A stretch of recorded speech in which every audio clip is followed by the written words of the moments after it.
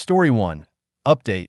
My 23F partner, 26M, stormed out of our apartment after I told him I couldn't give him the support he wanted because my friend died. Help. I just want to say thank you to everyone who warned me. I didn't want to believe it at first, but the past 48 hours have opened my eyes in the most heartbreaking way. After I left my now ex-boyfriend, it started with a wave of apologetic texts. He promised therapy, said he never meant to react the way he did, begged me to come home. When I didn't respond, his messages turned desperate. He told me he was suicidal, that he needed me to drive him to a mental hospital because he didn't trust himself. I called him. I told him I'd call a welfare check for his safety, but I wouldn't be the one to drive him. After that, everything changed. He got cruel. He told me no one else would ever love me. He accused me of cheating. Then, in the most vicious moment, he blamed me for my friend's death by suicide, saying I neglected her just like I'm neglecting him. That absolutely shattered me. I told him we were done. I needed to get my things from the apartment, and he needed to be gone when I did. I made it very clear I wouldn't be coming alone. My brother and brother-in-law would be with me. Today, while he was at work, I went to collect my things. He had destroyed everything. There were holes in the walls. All of my clothes were ripped or slashed. My makeup, my photos, anything that ever held personal or emotional value, ruined. It was clearly done to hurt me. And it worked. It hurt. I felt violated and broken all over again. But I took photos. I documented everything. I don't know yet how to deal with the damage to the apartment or the lease, but I'm seriously considering filing a protective order. I'm worried he might show up at my job, and I don't want to take chances anymore. I am emotionally drained. I am numb. But I'm done. I'm stepping back to heal and rebuild. I need time to breathe, to feel safe again, and to focus on myself. If you're reading this and you're in a situation where something feels off, please listen to your gut. Listen to your people. Abuse doesn't always start with fists. It often starts with guilt trips, manipulation, and little cracks that get wider until everything falls apart. I'm getting out. I'm choosing myself. And I will rise from this. Thank you to anyone who took the time to say something when I couldn't see it. You might have just saved me. Let me know if you want this adapted for a post, support group, or even a message to send to someone close. I'm here for you. Comment 1. Definitely get a protective order. Notify the police and apartment management of the damage to the apartment and yourself. Do not let them know where you are staying. Comment 2. Get the protective order. See if you can file charges for the destruction of your property. Get the landlord involved and have them change the locks. Your local domestic violence center can help you find resources such as legal aid, counseling, etc. Comment 3. I would recommend speaking to a local DV or before going to the police and getting their advice on how best to approach this situation for your own safety. They will have a lot of experience with situations like this, and they'll also be familiar with your local police and court system and know how to navigate those systems in the way that will be least traumatizing for you. Getting a protective order is not always a straightforward process, so it's worth having some guidance to support you through the process. Comment 4. You take your photos and his texts and you go to the police. You have him arrested for destruction of property and get a restraining order on him. He has already gone 0 to 100 with escalating. Don't let him get away with it. Story 2. My 38F sister, 34F, made up a dead brother to her spouse, 35M, and in-laws, 60s M and F. I accidentally outed the lie, but why am I the bad guy here? Some quick backstory.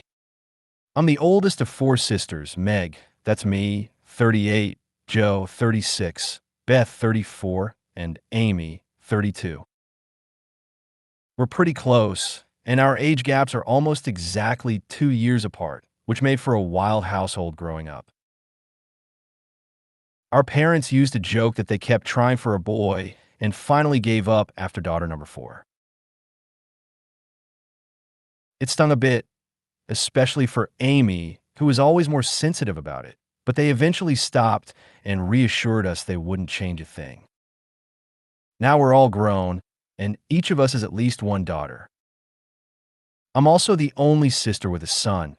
He's 17 now and the oldest grandchild. My dad is obsessed with him, like they're best friends. It's genuinely adorable. Now, here's what happened tonight. My son just got into a pretty prestigious university with a full ride. We're beyond proud, and my parents wanted to throw a little celebration. Miraculously, we all found a night that worked. No small feat with 4 families and 11 kids total. So we met at my parents' house for pizza and cake. Partway through the evening, Amy mentioned that today is Sibling Appreciation Day. My mom, being sentimental, asked us to go around and say what we appreciate about each other, youngest to oldest. It was sweet, emotional, and a bit funny. Most of the compliments were aimed at me since I took on a bit of a second mom role when we were younger. When it was my turn, I shared how much I loved and admired each of them, and wrapped up my part by joking. And I really appreciate that we didn't have any gross boys stinking up the house growing up. Everyone laughed, except Beth and her husband, Chase. Beth looked like a deer in headlights. Chase gave me a look like I'd just insulted his entire lineage. Then he says, dead serious, "That's pretty messed up." Trying to keep it light, I joked, "I've smelled you after a workout. It is pretty bad." That's when it got weird. Chase got even angrier and said, "How could you say that about Tyler?" Cue record scratch moment. I'm like, "Who is Tyler?" Well, apparently, Tyler is Beth's twin. A twin none of us have ever heard of. He died during childbirth. And according to Chase, Beth told him this years ago, but said it was too painful for the family to talk about, so no one ever mentions him. She even told his parents never to bring it up. At this point, the room goes silent. Tense isn't even a word. I finally said, probably too bluntly, "I don't know why, but Beth lied to you. I think you two need to talk about this privately. But we're here to celebrate my son, and I don't want to get into this right now." Beth burst into tears and ran off to her old bedroom. Chase, Joe, and my mom followed her. The night never quite recovered, and they all left shortly after. I stayed behind to help clean up and to let my son and dad hang out a bit more. While I was doing dishes, my mom scolded me harshly for calling Beth a liar. I was like, well, if the baby shoe fits. My dad quietly said I wasn't wrong, but added that I could have handled it more gently because Beth was embarrassed. Beth later texted me saying IF asterisk ked her over, and Chase sent a message from his phone calling me the actual liar sister and said, "Everyone knows it. Cool." Amy's on my side, but she and Beth have always had tension. Joe is claiming to stay neutral, but also told me I didn't have to call her out like that. So now I'm left wondering, what was I supposed to do? Just stand there while Chase, who had no idea the rest of us didn't even know about Tyler, accused me of insulting his dead brother-in-law, except that I was being painted as insensitive for a joke I made a million times in a room full of people who've always known our family had no brothers.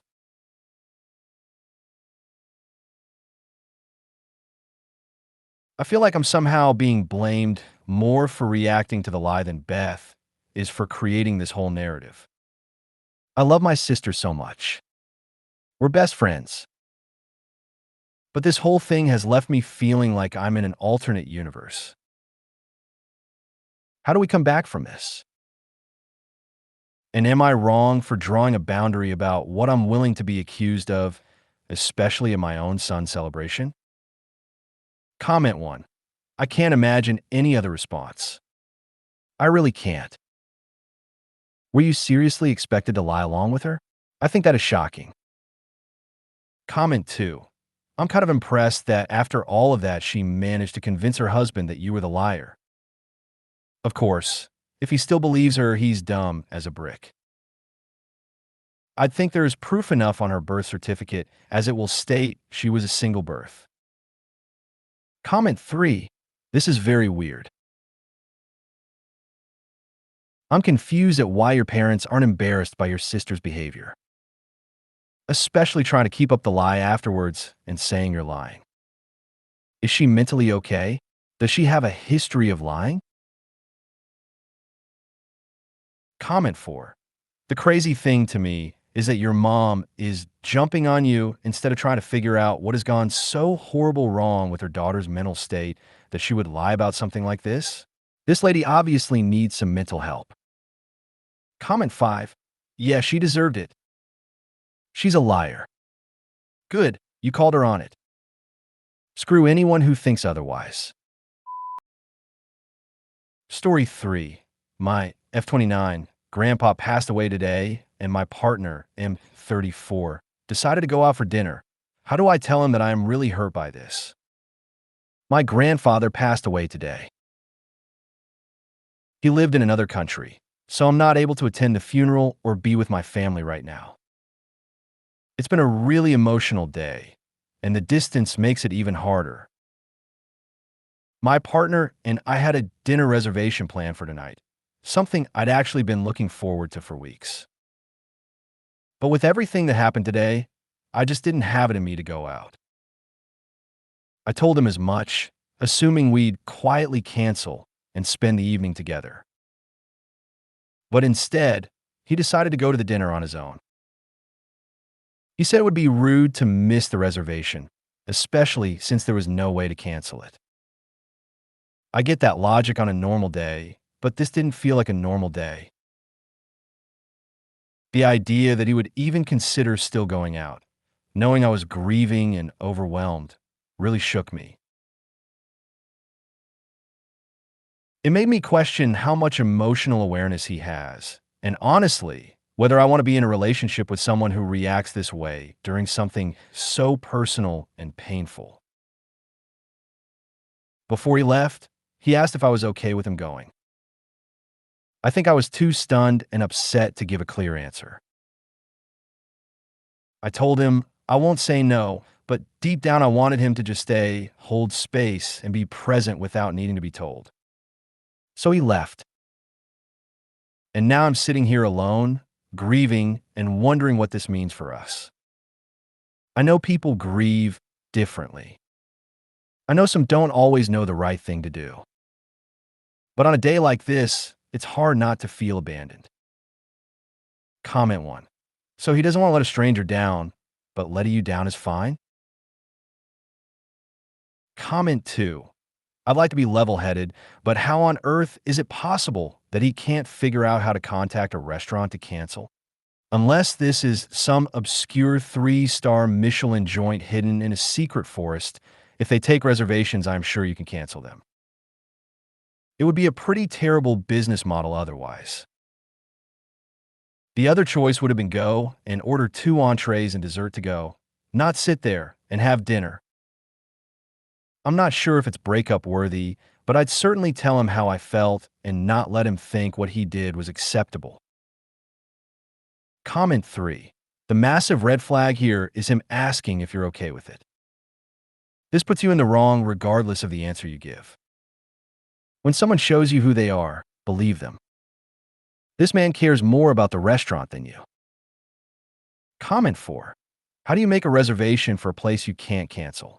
If you can't contact them and cancel, how do you make it in the first place? His excuses don't pass the sniff test, and who honestly cares about missing a dinner V being a supportive partner isn't really up to scratch. If you made it to the end of the video, thanks for watching. Don't forget to like, subscribe, and share, and we will see you in the next video.